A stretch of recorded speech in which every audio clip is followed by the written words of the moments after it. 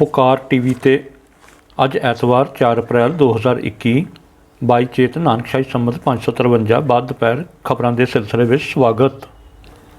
ਕਾਂਗਰਸ ਨੇਤਾ ਨਵਜੋਤ ਸਿੱਧੂ ਨੇ ਕਿਹਾ ਕਿ ਕਿਸਾਨਾਂ ਨੂੰ ਸਿੱਧੀ ਅਦਾਇਗੀ ਕੇਂਦਰ ਦੀ ਸਾਜ਼ਿਸ਼ ਹੈ ਤੇ ਇਸ ਦਾ ਇੱਕੋ ਇੱਕ ਮਕਸਦ ਪੰਜਾਬ ਦੀ ਖੇਤੀ, ਕਿਸਾਨ ਤੇ ਰੁਜ਼ਗਾਰ ਨੂੰ ਤਬਾਹ ਕਰਨਾ ਹੈ। ਸਿੱਧੂ ਨੇ ਇਹ ਦੋਸ਼ ਆਪਣੇ ਪਟਿਆਲੇ ਘਰ ਵਿੱਚ ਮੀਡੀਆ ਨਾਲ ਗੱਲਬਾਤ ਕਰਦਿਆਂ ਲਗਾਏ।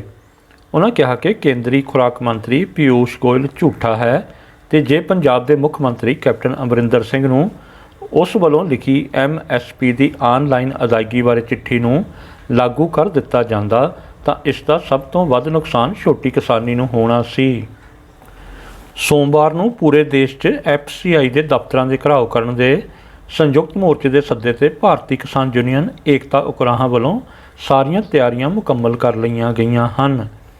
ਜਥੇਬੰਦੀ ਦੇ ਜਨਰਲ ਸਕੱਤਰ ਸੁਖਦੇਵ ਸਿੰਘ ਕੋਕਰੀ ਕਲਾਂ ਨੇ ਇੱਕ ਬਿਆਨ ਰਾਹੀਂ ਦੱਸਿਆ ਕਿ ਪਿੰਡਾਂ ਵਿੱਚ ਮੀਟਿੰਗਾਂ, ਰੈਲੀਆਂ ਤੇ ਨੁੱਕੜ ਨਾਟਕਾਂ ਰਾਹੀਂ ਚਲਾਈ ਗਈ ਤਿਆਰੀ ਮੁਹਿੰਮ ਨੂੰ ਭਰਵਾਂ ਹੁੰਗਾਰਾ ਮਿਲਿਆ ਹੈ। 15 ਜ਼ਿਲ੍ਹਿਆਂ ਦੀਆਂ ਕਿਸਾਨ ਕਮੇਟੀਆਂ ਦੇ ਫੈਸਲਿਆਂ ਮੁਤਾਬਕ ਕੁੱਲ ਮਿਲਾ ਕੇ ਦਫ਼ਤਰਾਂ ਦੇ ਘਿਰਾਓ ਕੀਤੇ ਜਾਣਗੇ। ਹਾਜ਼ਰ ਅਧਿਕਾਰੀਆਂ ਨੂੰ ਕੇਂਦਰ ਵਿੱਚ ਅਨਾਜ ਮੰਤਰੀ ਦੇ ਨਾਮ ਮੰਗ ਪੱਤਰ ਸੌਂਪੇ ਜਾਣਗੇ। ਥਾਂ-ਥਾਂ ਪਰਿਵਾਰਾਂ ਸਮੇਤ ਸ਼ਾਮਲ ਹੋਣ ਵਾਲੇ ਹਜ਼ਾਰਾਂ ਕਿਸਾਨਾਂ ਮਜ਼ਦੂਰਾਂ ਵੱਲੋਂ ਮੰਗ ਕੀਤੀ ਜਾਵੇਗੀ ਕਿ ਕਣਕ ਦੀ ਖਰੀਦ ਤੋਂ ਭੱਜਣ ਦੇ ਬਹਾਨਿਆਂ ਵਜੋਂ ਨਮੀ ਦੀ ਮਾਤਰਾ ਅਤੇ ਦਾਗੀ ਦਾਣਿਆਂ ਦੀ ਮਾਤਰਾ ਘਟਾਉਣ ਵਰਗੀਆਂ ਬੇਲੋੜੀਆਂ ਸ਼ਰਤਾਂ ਰੱਦ ਕੀਤੀਆਂ ਜਾਣ।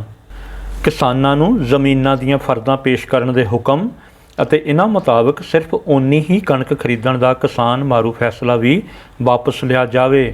ਸ਼ਾਂਤਾ ਕੁਮਾਰ ਕਮੇਟੀ ਦੀ FCI ਦਾ ਭੋਗ ਪਾਉਣ ਵਾਲੀ ਰਿਪੋਰਟ ਅਤੇ ਇਸ ਮੁਤਾਬਕ ਬਣਾਏ ਗਏ ਕਾਲੇ ਖੇਤੀ ਕਾਨੂੰਨ ਤੁਰੰਤ ਰੱਦ ਕੀਤੇ ਜਾਣ। ਖੇਤੀ ਕਾਨੂੰਨਾਂ ਖਿਲਾਫ ਡਾਂਡੀ ਗੁਜਰਾਤ ਤੋਂ ਸ਼ੁਰੂ ਹੋਈ ਮਿੱਟੀ ਸੱਤਿਆਗ੍ਰਹਿ ਯਾਤਰਾ ਦਾ ਪਿੰਡ ਸ਼ਾਜਲੀ ਪਹੁੰਚਣ ਤੇ ਸ਼ਾਨਦਾਰ ਸਵਾਗਤ ਕੀਤਾ ਗਿਆ। ਯਾਤਰਾ ਦੀ ਅਗਵਾਈ ਕਰ ਰਹੀ ਉੱਘੀ ਸਮਾਜਿਕ ਕਾਰਕੁਨ ਮੇਧਾ ਭਟਕਰ ਨੇ ਕਿਹਾ ਕਿ ਉਹ ਦੇਸ਼ ਦੇ ਵੱਖ-ਵੱਖ ਹਿੱਸਿਆਂ ਤੋਂ ਮਿੱਟੀ ਇਕੱਠੀ ਕਰਕੇ ਦੇਸ਼ ਦੇ ਲੋਕਾਂ ਅਤੇ ਸਰਕਾਰ ਨੂੰ ਸੰਦੇਸ਼ ਦੇਣਾ ਚਾਹੁੰਦੇ ਹਨ ਕਿ ਉਹ ਦੇਸ਼ ਨੂੰ ਜੋੜਨ ਦੇ ਵਿੱਚ ਯਕੀਨ ਰੱਖਦੇ ਹਨ। ਦੇਸ਼ ਦੀਆਂ ਵੱਖ-ਵੱਖ ਥਾਵਾਂ ਤੋਂ ਇਕੱਠੀ ਕੀਤੀ ਮਿੱਟੀ ਦਿੱਲੀ ਦੇ ਕਿਸਾਨ ਮੋਰਚਿਆਂ ਵਿੱਚ ਲਿਜਾ ਕੇ ਕਿਸਾਨ ਅੰਦੋਲਨ ਦੇ ਸ਼ਹੀਦਾਂ ਦੀ ਯਾਦਗਾਰ ਬਣਾਈ ਜਾਵੇਗੀ। ਕਿਸੇ ਵੀ ਕੀਮਤ 'ਤੇ ਖੇਤੀਬਾੜੀ ਸੈਕਟਰ ਨੂੰ ਕਾਰਪੋਰੇਟਾਂ ਦੇ ਹਵਾਲੇ ਨਹੀਂ ਹੋਣ ਦਿੱਤਾ ਜਾਵੇਗਾ। ਕੇਂਦਰ ਸਰਕਾਰ ਨੂੰ ਦੇਸ਼ ਦੇ ਸਾਰੇ ਵਰਗਾਂ ਦੇ ਹਿੱਤਾਂ ਨੂੰ ਵੇਖਦਿਆਂ ਖੇਤੀ ਕਾਨੂੰਨ ਤੁਰੰਤ ਰੱਦ ਕਰਨੇ ਚਾਹੀਦੇ ਹਨ। ਅਮਨ ਸ਼ਾਂਤੀ ਅਤੇ ਭਾਈਚਾਰੇ ਦੀ ਮਿਸਾਲ ਬਣੇ ਕਿਸਾਨ ਅੰਦੋਲਨ ਨੇ ਦੁਨੀਆ ਭਰ ਵਿੱਚ ਆਪਣੀ ਆਵਾਜ਼ ਪਹੁੰਚਾਈ ਹੈ।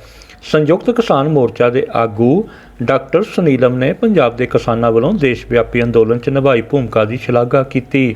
ਇਸ ਮੌਕੇ ਜਮਹੂਰੀ ਅਧਿਕਾਰ ਸਭਾ ਦੇ ਜ਼ਿਲ੍ਹਾ ਪ੍ਰਧਾਨ ਨਾਮਦੇਵ ਸਿੰਘ ਭੁਟਾਲ, ਭਾਰਤੀ ਕਿਸਾਨ ਯੂਨੀਅਨ ਏਕਤਾ ਡਕੌਂਦਾ ਦੇ ਇਕਾਈ ਪ੍ਰਧਾਨ ਸੰਤਰਾਮ ਸ਼ਾਜਲੀ, ਡੈਮੋਕ੍ਰੈਟਿਕ ਟੀਚਰਜ਼ ਦੇ ਸੂਬਾ ਆਗੂ ਹਰਭਗਵਾਨ ਗੁਰ ਨੇ, ਕਰਮ ਸਿੰਘ ਸ਼ਾਜਲੀ, ਪ੍ਰੇਮ ਸਰੂਪ ਸ਼ਾਜਲੀ, ਮਾਸਟਰ ਰਘਵੀਰ ਸਿੰਘ ਭੁਟਾਲ, ਰਣਜੀਤ ਲਹਿਰਾ, ਸੁਮਿੰਦਰ ਸਿੰਘ ਸਮੇਤ ਵੱਡੀ ਗਿਣਤੀ 'ਚ ਲੋਕ ਹਾਜ਼ਰ ਸਨ।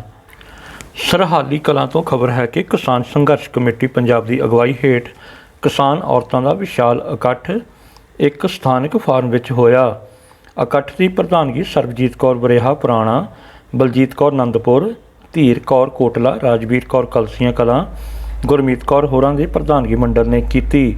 ਇਕੱਠ ਨੂੰ ਸੰਬੋਧਨ ਕਰਦਿਆਂ ਡਾਕਟਰ ਸੁਰਿੰਦਰਪਾਲ ਸਿੰਘ ਮੰਡ, ਰਜਵੰਤ ਕੌਰ ਪੰਨੂ, ਕਨੂਪਰੀਆ ਨੇ ਕਿਹਾ ਕਿ ਦਿੱਲੀ ਦੇ ਬਾਰਡਰਾਂ 'ਤੇ ਚੱਲਦੇ ਕਿਸਾਨ ਅੰਦੋਲਨ ਨੂੰ ਹਰ ਹਾਲਤ ਵਿੱਚ ਸਫਲ ਕੀਤਾ ਜਾਵੇਗਾ। ਇਸੇ ਤਰ੍ਹਾਂ ਪੰਜਾਬ ਦੇ ਜ਼ਿਲ੍ਹਾ ਫਾਜ਼ਿਲਕਾ ਦੀ ਤਹਿਸੀਲ ਅਬੋਹਰ 'ਚ ਕਿਸਾਨ ਮਜ਼ਦੂਰ ਵਪਾਰੀ ਏਕਤਾ ਰੈਲੀ ਦਾ ਪ੍ਰਬੰਧ ਅਨਾਜ ਮੰਡੀ ਵਿੱਚ ਕੀਤਾ ਗਿਆ।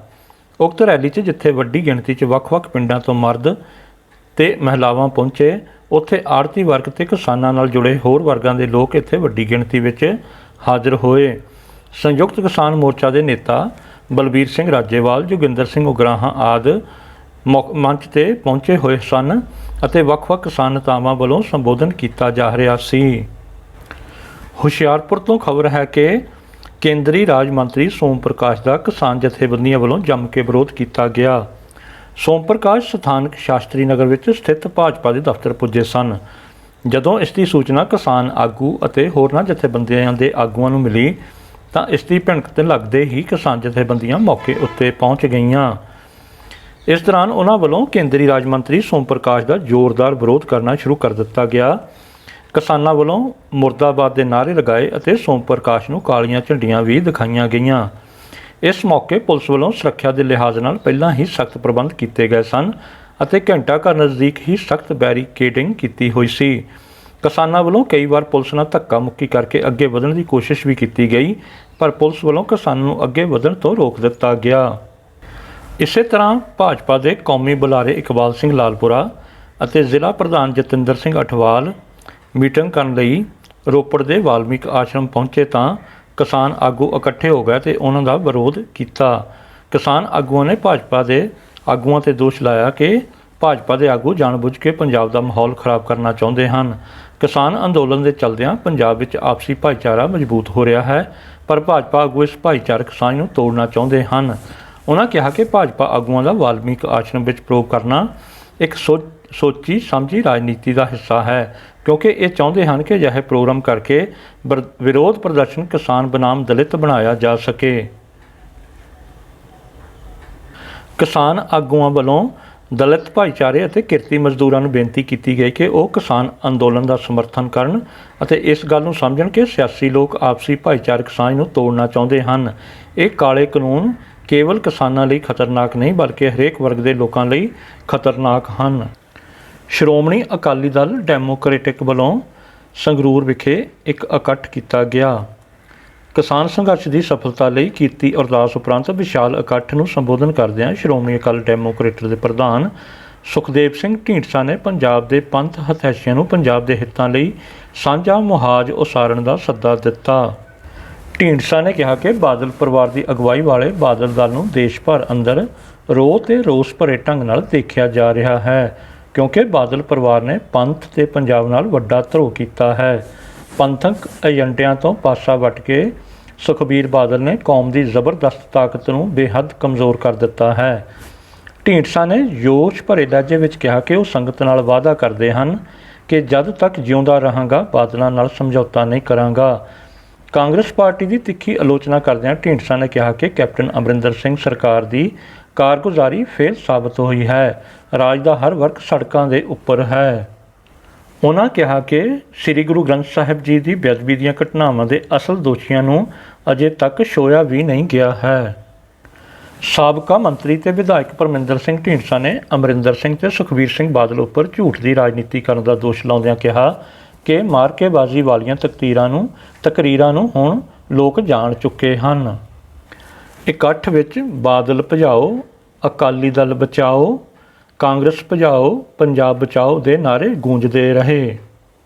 ਸੁਲਤਾਨਪੁਰ ਲੋਧੀ ਵਿਖੇ ਕਿਸਾਨ ਮਹਾਰੈਲੀ ਨੂੰ ਸੰਬੋਧਨ ਕਰਦਿਆਂ ਉੱਘੇ ਲੋਕ ਗਾਇਕ ਪੰਮੀ ਬਾਈ ਨੇ ਕਿਹਾ ਕਿ ਮੋਦੀ ਸਰਕਾਰ ਨੇ ਸੰਸਾਰ ਟ੍ਰੇਡ ਆਰਗੇਨਾਈਜੇਸ਼ਨ ਅਤੇ ਸੰਸਾਰ ਬੈਂਕ ਮੂਹਰੇ ਗੋਡੇ ਟੇਕਦਿਆਂ ਕਾਲੇ ਖੇਤੀ ਕਾਨੂੰਨਾਂ ਨੂੰ ਲਾਗੂ ਕੀਤਾ ਹੈ।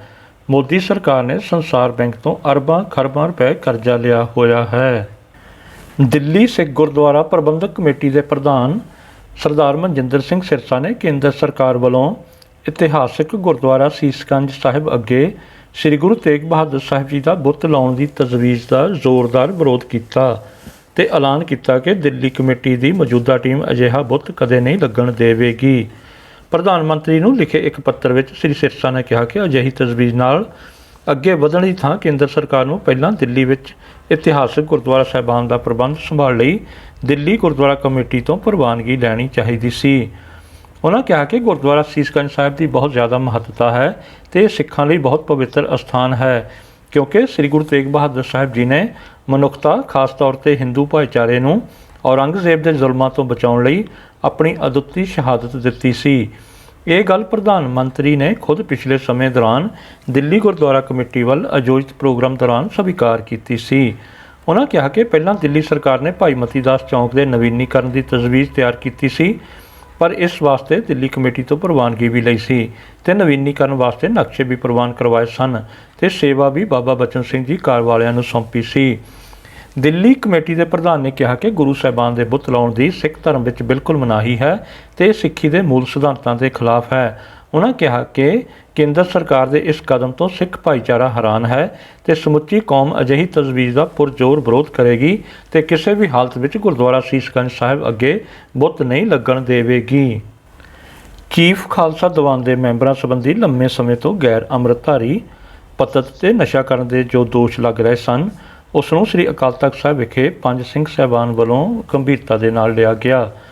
ਪੰਜ ਸਿੰਘ ਸਾਹਿਬਾਨ ਵੱਲੋਂ ਮੈਂਬਰਾਂ ਦੇ ਭਰੇ ਜਾਂਦੇ ਇਕਰਾਰਨਾਮੇ, ਜਿਸ 'ਚ ਮੈਂਬਰ ਦਾ ਅੰਮ੍ਰਿਤਧਾਰੀ ਹੋਣਾ ਲਾਜ਼ਮੀ ਹੁੰਦਾ ਹੈ, ਮੰਗਵਾਏ ਗਏ ਸਨ ਤੇ ਦੀਵਾਨ ਦੇ ਪ੍ਰਧਾਨ ਨਿਰਮਲ ਸਿੰਘ ਵੱਲੋਂ ਇਹਨਾਂ ਇਕਰਾਰਨਾਮਿਆਂ ਦੇ ਨਾਲ ਇੱਕ ਪੱਤਰ ਵੀ ਭੇਜਿਆ ਗਿਆ ਸੀ, ਜਿਸ ਵਿੱਚ ਲਿਖਿਆ ਗਿਆ ਸੀ ਕਿ ਜੇਕਰ ਮੈਂਬਰਾਂ ਦੇ ਨਸ਼ਾ ਕਰਦਿਆਂ ਦੇ ਕੋਈ ਸਬੂਤ ਹਨ ਤਾਂ ਉਸ ਮੈਂਬਰ ਖਿਲਾਫ ਦੀਵਾਨ ਕਾਰਵਾਈ ਕਰੇਗਾ। ਜਿਸ ਤੋਂ ਬਾਅਦ ਦੀਵਾਨ ਦੇ ਇੱਕ ਮੈਂਬਰ ਦੀ ਫੋਟੋ ਸੋਸ਼ਲ ਮੀਡੀਆ ਤੇ ਸ਼ਰਾਬ ਦੇ ਜਸ਼ਨਾਂ ਦੀ ਵਾਇਰਲ ਹੋਈ ਹੈ। ਦੀਵਾਨ ਦੇ ਪ੍ਰਧਾਨ ਨਿਰਮਲ ਸਿੰਘ ਨੇ ਕਿਹਾ ਕਿ ਦੀਵਾਨ ਦੇ ਇਸ ਮੈਂਬਰ ਪਾਸੋਂ ਜਵਾਬ ਮੰਗਿਆ ਜਾਏਗਾ ਤੇ ਦੋਸ਼ੀ ਸਾਬਤ ਹੋਣ 'ਤੇ ਕਾਰਵਾਈ ਕੀਤੀ ਜਾਵੇਗੀ। ਗੁਜਰਾਤ ਤੋਂ ਚੱਲ ਕੇ ਸਿਰਸਾ ਪੁੱਜੀ ਮਿੱਟੀ ਸੱਤਿਆਗ੍ਰਹਿ ਯਾਤਰਾ ਦੌਰਾਨ ਸ਼ਹੀਦਾਂ ਦੀ ਮਿੱਟੀ ਨਾਲ ਕਿਸਾਨਾਂ ਸਥਾਪਿਤ ਕੀਤੇ ਗਏ ਕਿਸਾਨ ਚੌਕ ਨੂੰ ਰਾਤ ਵੇਲੇ ਕੁਝ ਲੋਕਾਂ ਵੱਲੋਂ ਤੋੜਨ ਕਾਰਨ ਕਿਸਾਨਾਂ 'ਚ ਭਾਰੀ ਰੋਹ ਹੈ। ਕਿਸਾਨਾਂ ਨੇ ਚੌਂਕ 'ਤੇ ਧਰਨਾ ਲਾ ਕੇ ਭਾਜਪਾ, ਜਜਪਾ ਤੇ ਸਰਕਾਰ ਖਿਲਾਫ ਨਾਅਰੇਬਾਜ਼ੀ ਕੀਤੀ ਅਤੇ ਬਾਅਦ ਵਿੱਚ ਕਿਸਾਨ ਚੌਂਕ ਦਾ ਨਿਰਮਾਣ ਕਰਕੇ ਕਿਸਾਨੀ ਝੰਡਾ ਚੌਂਕ 'ਤੇ ਲਹਿਰਾ ਦਿੱਤਾ। ਇਸ ਦੌਰਾਨ ਭਾਰੀ ਪੁਲਿਸ ਬਲ ਤਾਇਨਾਤ ਸੀ ਤੇ ਕਈ ਵਾਰ ਸਥਿਤੀ ਤਣਾਅਪੂਰਨ ਬਣੀ। ਕੱਲ੍ਹ ਗੁਜਰਾਤ ਤੋਂ ਸ਼ੁਰੂ ਹੋਈ ਮਿੱਟੀ ਸੱਤਿਆਗ੍ਰਹਿ ਯਾਤਰਾ ਸਮਾਜਿਕ ਕਾਰਕੁਨ ਮੇਧਾ ਪਟਕਰ ਦੀ ਅਗਵਾਈ ਹੇਠ ਸਿਰਸਾ ਪੁੱਜੀ ਸੀ।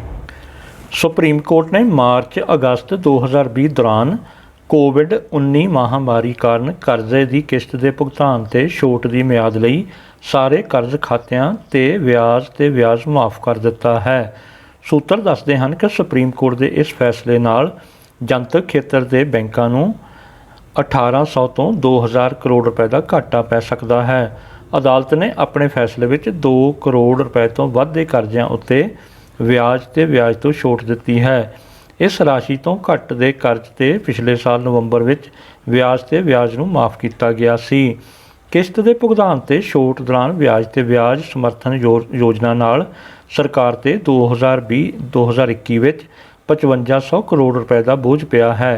ਬੈਂਕਿੰਗ ਸੂਤਰਾਂ ਨੇ ਦੱਸਿਆ ਕਿ ਸ਼ੁਰੂਆਤ ਵਿੱਚ 60% ਕਰਜ਼ਦਾਰਾਂ ਨੇ ਛੋਟ ਦਾ ਲਾਹਾ ਲਿਆ, ਪਰ ਤਾਲਾਬੰਦੀ ਵਿੱਚ ਛੋਟ ਬਾਅਦ ਇਹ ਅੰਕੜਾ 40% ਤੇ ਉਸ ਤੋਂ ਵੀ ਹੇਠਾਂ ਆ ਗਿਆ ਸੀ। ਛੱਤੀਸਗੜ੍ਹ ਦੇ ਨਕਸਲਤ ਪ੍ਰਭਾਵਿਤ ਬੀਜਾਪੁਰ ਅਤੇ ਸੁਕਮਾ ਜ਼ਿਲ੍ਹਿਆਂ ਦੀ ਸਰਹੱਦ 'ਤੇ ਮੁਕਾਬਲੇ ਵਿੱਚ 22 ਜਵਾਨਾਂ ਦੀ ਜਾਨ ਚਲੀ ਗਈ। ਸੁਰੱਖਿਆ ਬਲਾਂ ਨੇ 17 ਜਵਾਨਾਂ ਦੀਆਂ ਲਾਸ਼ਾਂ ਬਰਾਮਦ ਕੀਤੀਆਂ ਹਨ। ਰਾਜ ਦੇ ਸੀਨੀਅਰ ਪੁਲਿਸ ਅਧਿਕਾਰੀਆਂ ਨੇ ਐਤਵਾਰ ਨੂੰ ਕਿਹਾ ਕਿ ਨਕਸਲੀਆਂ ਖਿਲਾਫ ਆਪਰੇਸ਼ਨ ਵਿੱਚ 2000 ਦੇ ਕਰੀਬ ਸੁਰੱਖਿਆ ਜਵਾਨ ਸ਼ਾਮਲ ਸਨ ਤੇ ਉਹਨਾਂ ਦੇ 400 ਦੇ ਕਰੀਬ ਨਕਸਲੀਆਂ ਨੇ ਹਮਲਾ ਕਰ ਦਿੱਤਾ। ਪੁਲਿਸ ਮੁਤਾਬਕ ਅੱਜ ਘਟਨਾ ਸਥਾਨ ਤੋਂ ਲਾਪਤਾ 17 ਜਵਾਨਾਂ ਦੀਆਂ ਲਾਸ਼ਾਂ ਬਰਾਮਦ ਕੀਤੀਆਂ ਹਨ। ਬੀਤੇ ਦਿਨ ਸੁਕਮਾ ਜ਼ਿਲ੍ਹੇ ਦੇ ਜਗਰਗੁੰਡਾ ਥਾਣੇ ਦੇ ਪਿੰਡ ਜੋਨਾਗੁੜਾ ਵਿੱਚ ਸੁਰੱਖਿਆ ਬਲਾਂ ਨਾਲ ਹੋਏ ਮੁਕਾਬਲੇ ਵਿੱਚ 5 ਜਵਾਨ ਸ਼ਹੀਦ ਹੋ ਗਏ ਸਨ ਤੇ 30 ਜ਼ਖਮੀ ਹੋਏ ਸਨ। ਇਸ ਦੌਰਾਨ 18 ਜਵਾਨ ਲਾਪਤਾ ਹੋ ਗਏ। ਇਹਨਾਂ ਵਿੱਚ 17 ਦੀਆਂ ਲਾਸ਼ਾਂ ਮਿਲ ਗਈਆਂ ਹਨ ਤੇ ਇੱਕ ਦੀ ਭਾਲ ਜਾਰੀ ਹੈ। ਇਸ ਦੌਰਾਨ ਕੇਂਦਰੀ ਗ੍ਰਹਿ ਮੰਤਰੀ ਅਮਿਤ ਸ਼ਾਹ ਇਹ ਘਟਨਾ ਮਗਰੋਂ ਅਸਾਮ ਦਾ ਦੌਰਾ ਵਿਚਾਲਾ ਛੱਡ ਕੇ ਦਿੱਲੀ ਪਰਤ ਗਏ। ਸ਼ਾਹ ਨੇ ਐਤਵਾਰ ਨੂੰ ਛੱਤੀਸਗੜ੍ਹ ਵਿੱਚ ਨਕਸਲੀਆਂ ਨਾਲ ਮੁਕਾਬਲੇ ਤੋਂ ਬਾਅਦ ਪੈਦਾ ਹੋਏ ਹਾਲਾਤ ਦਾ ਜਾਇਜ਼ਾ ਲੈਣ ਲਈ ਰਾਜ ਦੇ ਮੁੱਖ ਮੰਤਰੀ ਭੁਪੇਸ਼ ਬਘੇਲ ਨਾਲ ਮੁਲਾਕਾਤ ਕੀਤੀ। ਉਹਨਾਂ CRPF ਦੇ DG ਨੂੰ ਹਾਲਾਤ ਦਾ ਜਾਇਜ਼ਾ ਲੈਣ ਲਈ ਛੱਤੀਸਗੜ੍ਹ ਜਾਣ ਲਈ ਕਿਹਾ। ਖਬਰਾਂ ਦਾ ਸਮਾਂ ਸਮਾਪਤ ਹੋਇਆ। ਪੁਕਾਰ TV ਨਾਲ ਬਣੇ ਰਹਿਣ ਲਈ ਧੰਨਵਾਦ। ਰੋਜ਼ਾਨਾ ਪੁਕਾਰ TV ਤੋਂ ਤਾਜ਼ਾ ਖਬਰਾਂ ਲੈਣ ਲਈ ਪੁਕਾਰ TV ਨੂੰ ਸਬਸਕ੍ਰਾਈਬ ਕਰਨਾ ਹੋਵੇਗਾ। ਪੁਕਾਰ TV ਲਈ ਰਿਸ਼ਪਾਲ ਸਿੰਘ।